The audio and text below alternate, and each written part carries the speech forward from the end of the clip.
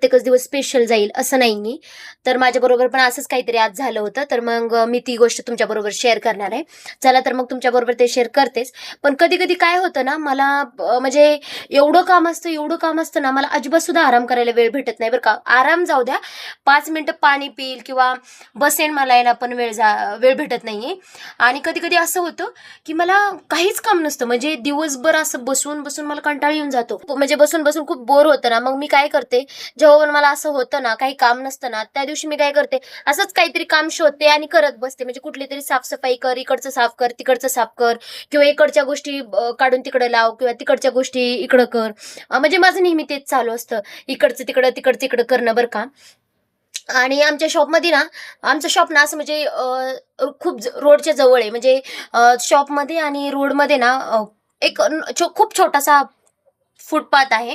आणि मग इतकी धूळ येते ना आमच्या शॉपमध्ये, खूप म्हणजे खूप धूळ येते. मग सकाळी साफ केली तरी संध्याकाळपर्यंत ती धूळ बसतेच. पण जेव्हा कधी पावसाळा येतो ना, पावसाळ्यामध्ये ना आमच्या शॉपमध्ये अजिबात सुद्धा धूळ नसते. म्हणजे काम खूप कमी असतं पावसाळ्यामध्ये मला. मला म्हटलं तरी असं म्हणता येईल, की ज्याचं कोणाचं शॉप असेल ना, ती माझ्या ह्या गोष्टीला रिलेट करतील, की जेव्हा आपलं शॉप रस्त्याच्या खूप क्लोज असतं आणि रस्ता हा थोडा कच्चा टाईपमध्ये असतो ना, म्हणजे पाऊल वाट्यांच्या टाईपमध्ये जरा असतो ना, धुळीच्या किंवा कन्स्ट्रक्शनच्या जवळपास कुठेतरी आपलं शॉप असतं ना, तेव्हा इतकी धूळ येते ना शॉपमध्ये. आणि त्याच्यामुळे ना कस्टमर हँडल करणं तर असतंच आपल्याला. कस्टमर असतात, सामान कमी जास्त बघणं आहे, बऱ्याच गोष्टी असतात शॉपमध्ये. पण ते अजून एक एक्स्ट्रा काम वाढत असतं, की तुम्ही सकाळी संध्याकाळी 2 टाईम साफसफाई करा शॉपची. आणि मला तरी असं वाटतं, की साफसफाई केली तरच कुठेतरी आपल्याला गुड फील होतं किंवा पॉझिटिव्ह वाटतं शॉपमध्ये. जेव्हा पण कधी शॉपमध्ये धूळ असते किंवा घाण झालेली असते किंवा मला साफ करायला वेळ नाही भेटला, सकाळपासून साफ नाही करणं झालं, तर मला असं दिवसभर कुठेतरी काहीतरी विसरल्यासारखं वाटतं. म्हणजे कधी-कधी होतं ना असं, की आपल्याला इतर कामं असतात किंवा इतर कशाची, म्हणजे आम्ही फुलं वगैरे ठेवतो ना शॉपमध्ये, तर कधी-कधी आम्हाला ना फुलांची वगैरे अशी ऑर्डर असते. तर मग फुलांची वगैरे ऑर्डर असली ना, मग साफसफाई जास्त करता नाही येते. करता येत नाही म्हणजे फुलांची ऑर्डर नेहमी मॉर्निंगचीच असते. मॉर्निंगची असते, तर मग तेव्हा काय होतं, साफसफाईची कामं मी सकाळी करते ना जास्त करून.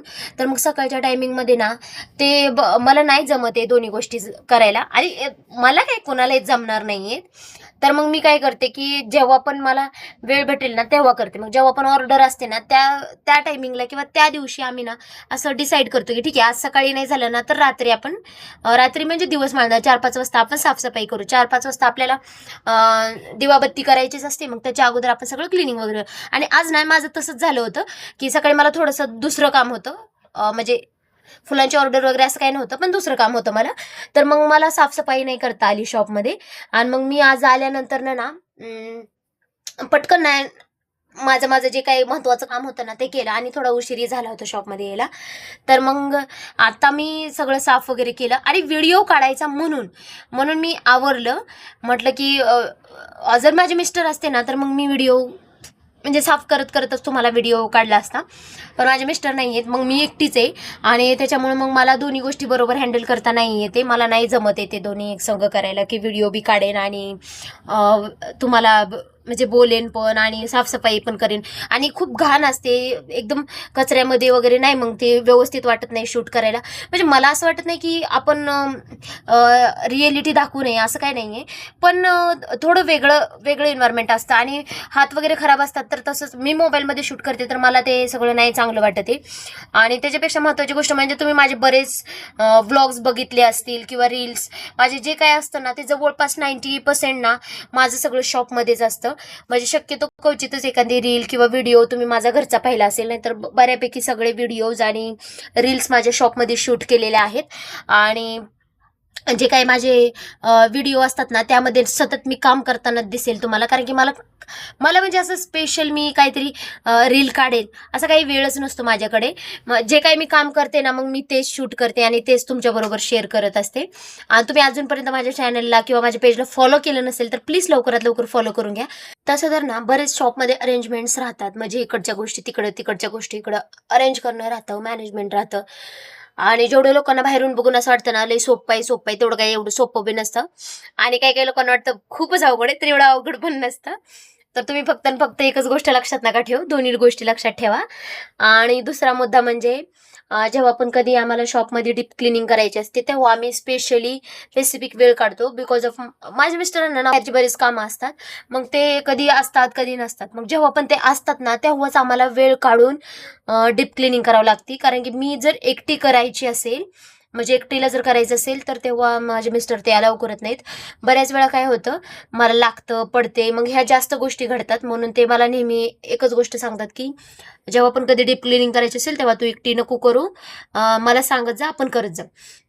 आणि मोस्टली काय होतं की बऱ्याच गोष्टी वरती असतात. म्हणजे वरती एक स्टोरेज बॉक्स आहे आमच्या शॉपमध्ये, स्टोरेजसाठी जागा आहे.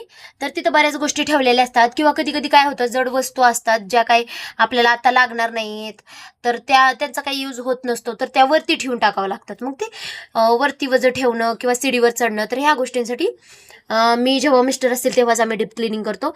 आणि त्याच्यात अजून एक पॉईंट राहतो की जेव्हा पण आम्हाला डीप क्लिनिंग करायची असते ना, तेव्हा आम्हाला मोस्टली 2 ते 3 दिवस कंप्लीट 2 ते 3 दिवस जातात. सकाळीपासून संध्याकाळीपासून पर्यंत कंटिन्यू क्लिनिंग करूनही आमचे 3 दिवस पूर्णपणे त्याच्यात जातात. कारण की प्रत्येक सेक्शन आहेत आमच्याकडे. एकतर सेक्शनमध्ये वस्तू ठेवलेल्या आहेत आणि प्रत्येक सेक्शनमध्ये त्या प्रत्येक गोष्टीला काढायचं. त्या बॉक्स जो काही कप्पा आहे त्यातली प्रत्येक गोष्ट काढायची आणि ती डीप क्लीन करायची आणि परत ती ठेवायची. म्हणजे प्रत्येक गोष्टीला म्हणजे प्रोसेस छोटी आहे पण वेळ जास्त जातो. कारण की एक एक गोष्ट साफ करायला वेळ जातो. जेव्हा पण आपण वरून वरून क्लिनिंग करतो ना तेव्हा जास्त टाइम नाही जात आहे. आम्ही अर्धा 1 तासामध्ये डेलीची जे काही वरची क्लिनिंग असते ती, म्हणजे अगरबत्ती पुढे पुसणे असू द्या, वरून वरून धूळ जाडणे असू द्या, आणि जे कोण्यांचं शॉप असं धुळीच्या ठिकाणी असेल ना ते या गोष्टीला ॲग्री करतील. त्यांना माहीत असेल की बऱ्याच गोष्टींचा प्रॉब्लेम येत असतो आणि बऱ्याच गोष्टी क्लीन किंवा जे काही धुळीच्या बाबतीत असतं ते. आणि त्यात अजून पॉईंट हा होतो की मला ना धुळीची खूप ॲलर्जी आहे. म्हणजे तुम्ही माझे बरेच व्हिडिओज व्लॉग्स बघितले असतील, त्याच्यामध्ये ना मी मोस्टली मी रुमाल बांधूनच डीप क्लिनिंग केली. जेव्हा पण मला डीप क्लिनिंग करायची असते ना तेव्हा मी रुमाल बांधते तोंडाला किंवा मास्क लावते. आणि नॉर्मली क्लिनिंग असते तेव्हा जास्त काही मला ते लावायची किंवा जास्त काळजी घ्यायची गरज पडत नाही, कारण की एवढा काही त्रास होत नाही. पण जेव्हा पण मी डीप क्लिनिंग करते ना तेव्हा मला खूप त्रास होतो. शिंका येणं, सर्दी होणं, खोकला, घसा, हे सगळं होतं माझ्याबरोबर. आणि मग हळूहळू त्याच्यामुळे ताप येतो, मग आजारी जास्त पडते. मग त्याच्यापेक्षा ना रुमाल बांधून किंवा थोडीफार काळजी घेऊन केलेलं काम बरं पडतं. आणि तुम्ही बघितलंच असेल, मी जास्ती करून घेते, स्वतःची काळजी तर घेते. आणि मला असं वाटतं की जेव्हा आपण शॉपकडे म्हणजे कुठल्या गोष्टीकडे आपण बघतोय तर आपण त्या गोष्टीमध्ये कमी काढतो किंवा सांगतो की हां, ही अशी दिसते, तशी दिसते.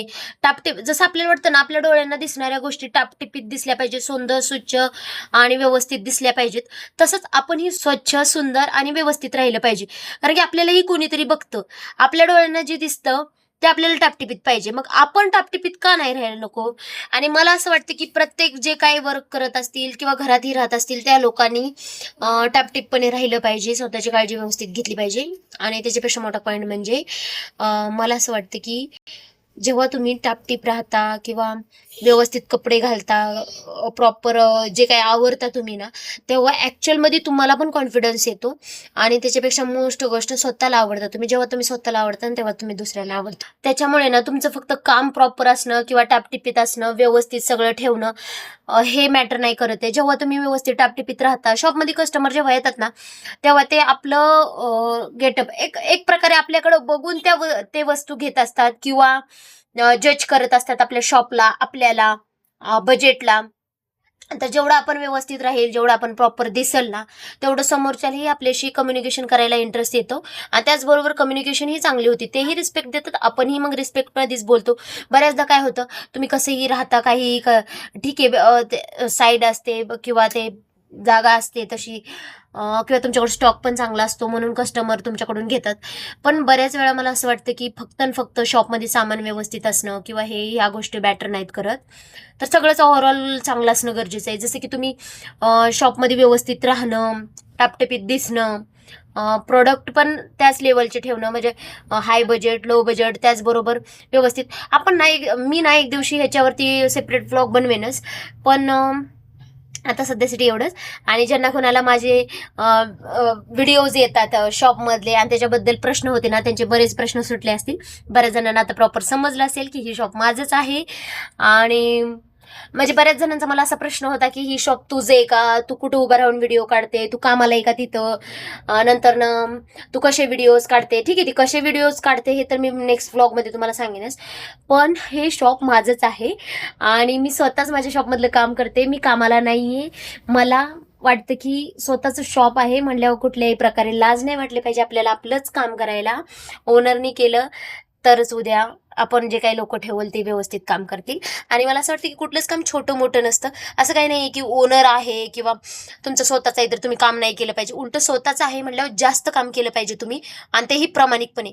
जेवढं स्वतःचं असल्यावर आपण कष्ट घेतो ना, तेवढं आपण दुसऱ्याच्या ह्याच्यात कष्ट नाही घेते, किंवा दुसरं कोणीही आपल्या शॉपमध्ये तेवढं कष्ट नाही घेऊ शकत आहे. त्याच्यामुळं कष्ट करा, फळ नक्की मिळेल.